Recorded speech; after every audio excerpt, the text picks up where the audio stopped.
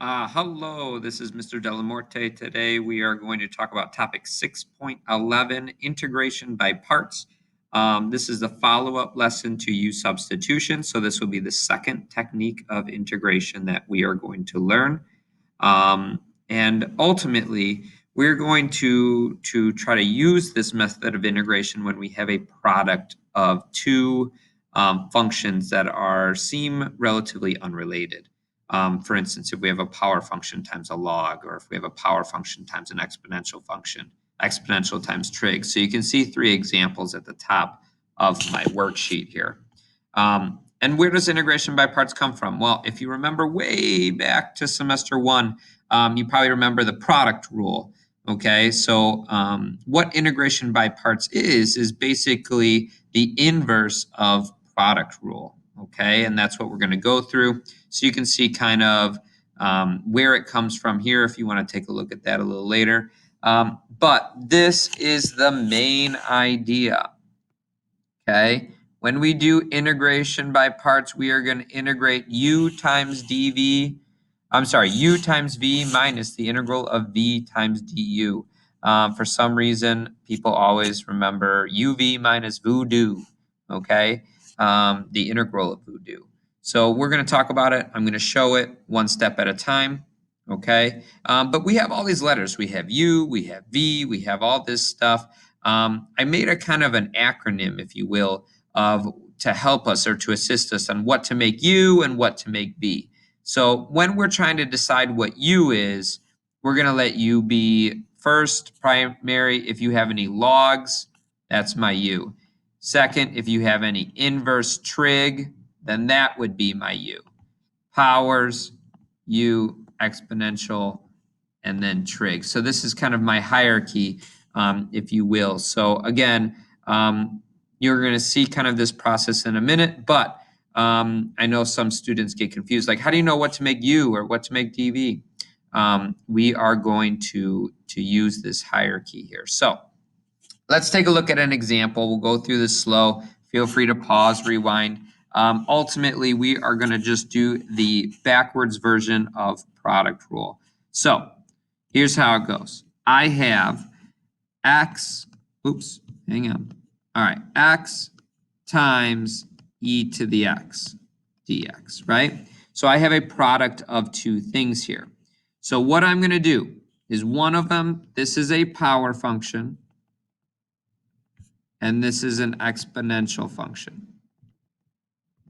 All right, so I am going to, I don't have a log, right? I don't have an inverse trig, so I am going to let u be my power function of just x. And I'm going to take the derivative of it, just like I would with the u substitution. I'm going to get a 1 dx, and we're going to leave it just like that, okay? And then on the second side, we are going to let the other piece of my product, the exponential e to the x dx, right? Because there's a dx there. And if I integrate, the antiderivative of e to the x is still e to the x. All right, now the formula that we have, I'm going to change colors here, hang on, is going to be the integral of u, well, hold on. We're going to start with u times v minus the integral of v du. And now we just need to substitute in what we have in the information above. So I'm going to do u times v. So I'm going to say x times the v, which is e to the x, minus the integral of v, which is e to the x, and then du, right, which is a 1 dx. Okay, and if I write this, I have x e to the x minus the integral of e to the x dx. And what's the antiderivative of e to the x? Well, that's still e to the x. Don't forget your plus c. This is an indefinite integral. And ladies and gentlemen, that is my antiderivative. Okay, so the key here is setting up these variables at the very top. What to make u, what to make v, okay? Taking the derivative of u, taking the antiderivative of the dv, okay? So let's do it again. So I did have my acronym. I'm going to write it up here. L-I-P-E-T, right? Lipid, all right? So I have a power function with x squared, and I have a log function, okay, with ln of x. So I have a product of two things. So logs are a priority. So I am going to, on this problem, I'm going to make u the natural log of x, which means du will be a 1 over x dx. So then on the other side, we make the other piece of the product dv, which is x squared. If I take the antiderivative of dv, I get a 1/3 x cubed. So now I'm going to put together, so again, my formula is uv minus integral of v du. So I'm going to do u, which is natural log of x, times a 1/3 x cubed minus the integral of v du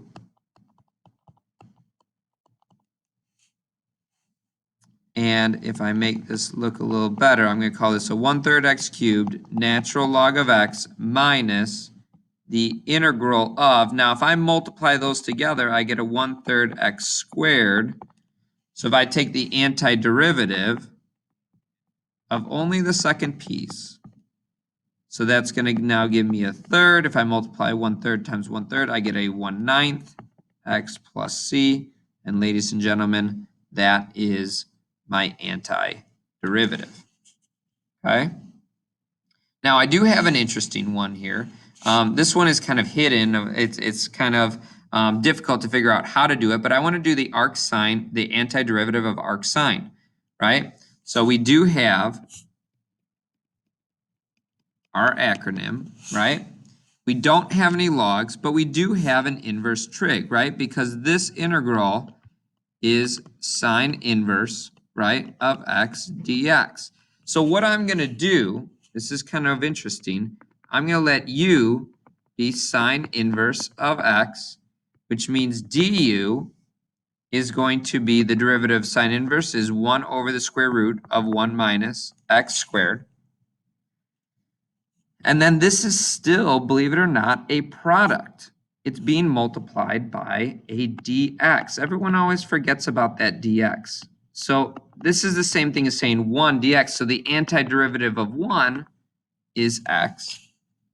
So if I put this together now, I'm going to have the integral from, well, hold on. I want to start with my uv. Sorry about that. So uv, so x sine inverse of x minus the integral of v du. So x times 1 over the square root of 1 minus x squared dx. Okay. Now, in order to do this, I still need to evaluate that integral or take the antiderivative of the integrand from 0 to 1. So what I'm going to do to finish this off is I'm going to do a little u substitution, or in this case, a w substitution. W is a 1 minus x squared. dw is a negative 2x dx. So I'm going to get a 1 over negative 2x dw equals dx. So when I do this, I'm going to have the integral from 0 to 1 of x times 1 over the square root of w times a 1 over negative 2x dw. And the x's cancel. I'm going to rewrite this slightly different. I'm going to say a minus 1/2 times the integral from 0 to 1 of w to the negative 1/2 dw. So now when I take the antiderivative, I have a 1/2 times, if I raise this a power, reciprocal, okay, and then I'm going to evaluate everything from 0 to 1. Now, I ran out of room here a little bit, so I'm going to go off to the left. I'm going to change over to blue. So I'm going to have x sine inverse of x minus, now the 1/2 and 2 cancel, so I just have w, which is a 1 minus x squared to the 1/2 power, and I'm going to evaluate that from 0 to 1. So let's evaluate this. I'm going to plug the 1 in first. So I get 1 times the sine inverse of 1. So what angle would give you the sine of 1? And there's only one of those. That's going to be pi over 2. Minus. Plug 1 in. 1 minus 1 squared is 0. The 1/2 is still 0. So that's the upper limit. Minus. Let's plug in the lower limit. I'm going to plug 0 in. So I get 0 times the sine inverse of 0, which is still 0. Minus, if I plug 0 in, I get 1 to the 1/2, which is 1. So I'm going to get pi over 2 plus 1 to be my answer. Okay? So when you have a definite integral, you don't need the plus c, but you do need to evaluate it for the upper and lower limits. Okay? So 3 examples here. Okay? So I did one with a log, we did one with an exponential, we did an inverse trig. Okay, now sometimes you might have to do integration by parts multiple times. So what I mean by that is you can see I'm going to write my acronym. So I don't have any logs, I don't have any inverse trig, but I am going to make u the power function. So u is going to be 2x dx, which means v, or dv, I should say, is sine of x dx, which means v, the antiderivative of sine, is a negative cosine. I'm going to put this together. So I'm going to have uv, so x squared, or a negative x squared, cosine x, minus the integral of v du. So I'm going to have a negative 2x cosine x dx. All right. And if I do this, I'm going to kind of clean up some of those negatives. I got 2 negatives, so I'm going to call this a plus the integral of 2x cosine x dx. All right. And I'm going to have to do a second. In order to evaluate this integral here, I'm going to have to do a second integration by parts. We can't just take the antiderivative of that product. So what we need to do is I'm going to do it again. I'm going to let u be the power, which is 2x, which du is 2 dx, and then dv is going to be the cosine of x dx, which means v would be a sine of x. So now if I put this together, now remember, do not lose that first term from the original problem. We had a negative x squared cosine of x plus, now we're going to do the second integration by parts here for this integral. So I'm going to say uv, so 2x sine x minus the integral of v du, 2 sine x dx. Okay, and if I write this, I get plus 2x sine x minus the antiderivative of 2 times sine. Well, sine, 2 is a constant multiplier, so we can pull that out front, right? And then the antiderivative of sine is just going to be a negative cosine. So that would give me now a plus 2 cosine x plus c. And this would be my antiderivative. So sometimes in order, when you do your integration by parts, you might get an integral you still can't take the antiderivative of. So we just do integration by parts a second time.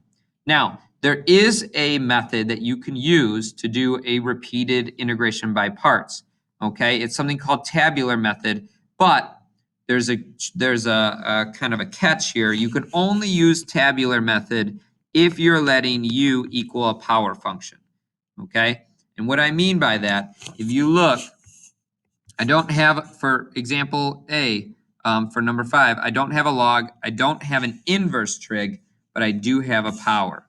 Now, here's how tabular method works. It's actually very quick, saves you a lot of time and space, but it's a very specific type of problem. So I'm going to make a table here, and I'm going to let u be the x squared, and I'm going to let sine be my dv. And what I'm going to do with u is I'm going to take the derivative of u until I can't take any more derivatives. So the derivative of x squared is 2x. Derivative of 2x is 2. The derivative of 2 is 0. And there's no point in me taking any more derivatives because I'm just going to keep getting zeros.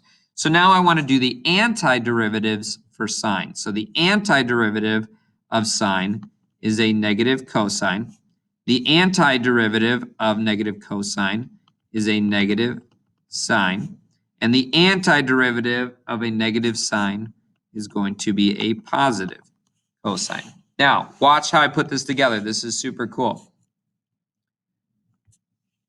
I take my first little diagonal there, and I'm going to put them together. Negative x squared cosine of x. Then I do the opposite. That's a trick here. Opposite. So we keep the first one. We just multiply those together. Now I'm going to do a minus that product, which would be a negative 2x sine x. And then we do this diagonal, keep, right? And you would alternate, plus, minus, right? And I'm going to do 2 times cosine of x and then plus c. So if I make this look nice, negative x squared cosine of x plus 2x sine x plus 2 cosine x plus c. And that would be my answer. Okay, so one more time just so you can see it. So you can see my power function. I'm going to let u be the x cubed, which means the derivative would be a 3x squared, 6x, 6, 0. So you can see we might have a lot of terms here. And then the other function is e to the 2x. Now the antiderivative of e to the 2x is not e to the 2x. The antiderivative of e to the 2x is a 1/2 e to the 2x because we have to multiply by the reciprocal of that constant. So I'm then going to get a 1/4 e to the 2x. I'm going to get a 1/8 e to the 2x. Okay, and I think I need to do one more. 1/16 e to the 2x. Okay, so what I'm going to do is I'm now going to piece this together. My first diagonal is going to be a 1/2 x cubed e to the 2x. Then I'm going to subtract. So we keep that one the same, and we do the opposite. So I'm going to say minus 3/4 x squared e to the 2x. Then I keep this one the same, which would give me 6/8 or 3/4 again, x e to the 2x. And then we do the opposite, which would be a 6/16 e to the 2x plus c. And if you wanted to, we can clean this up.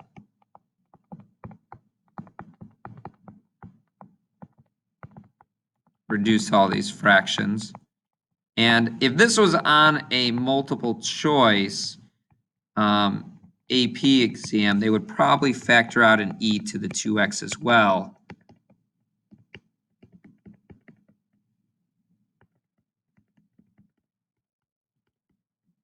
And that would be my answer. Don't forget your plus c.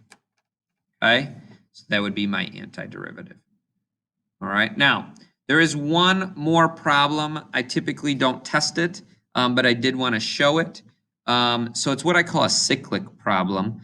They're a little bit more difficult. They don't pop up very often. I wouldn't really focus on it too much, but I did want to show it at least. Okay, if you go into Calc 3, you'll see this, but not really on the Calc BC AP exam. What I'm going to do is if I stand by my Lipit acronym, I don't have any logs, I don't have any inverses, I don't have any powers, but I do have an exponential. So I'm going to let U be my e to the 3x. And then du is going to be a 3e to the 3x dx. I'm going to let dv be my cosine of x dx, and then that means v would have to be a sine of x. Okay, now if I piece this together, now watch what I do here. I'm going to write the original problem, and this is going to be uv, so e to the 3x sine of x minus the integral of v du, so v du, so 3e to the 3x sine of x dx. And I'm going to do a second integration by parts to do this again. Now you might be thinking, well, I'm not getting anywhere. I'm not going to go anywhere, but I'm going to show you where this is going to go. So if I let u be 3e to the 3x, then du is going to be a 9e to the 3x dx. dv is going to be a sine of x, which means v is a negative cosine of x. So again, I'm going to start with my original problem.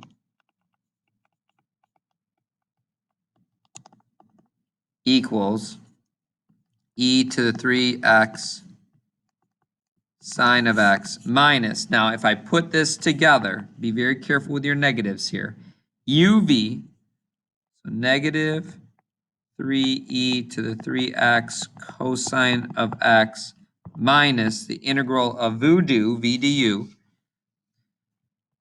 which would give me a negative 9e to the 3x cosine x dx. And I'm going to clean up all these negatives.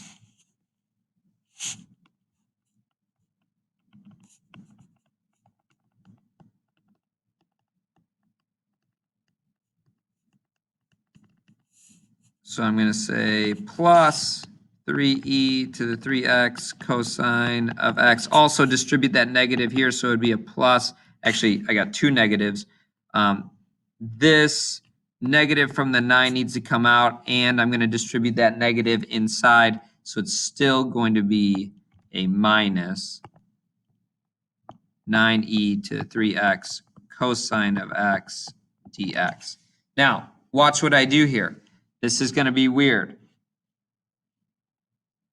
And I'm going to add this integral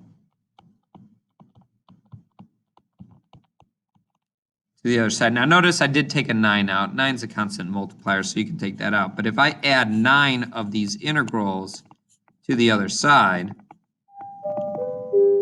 then I'm going to be left with 10 of these integrals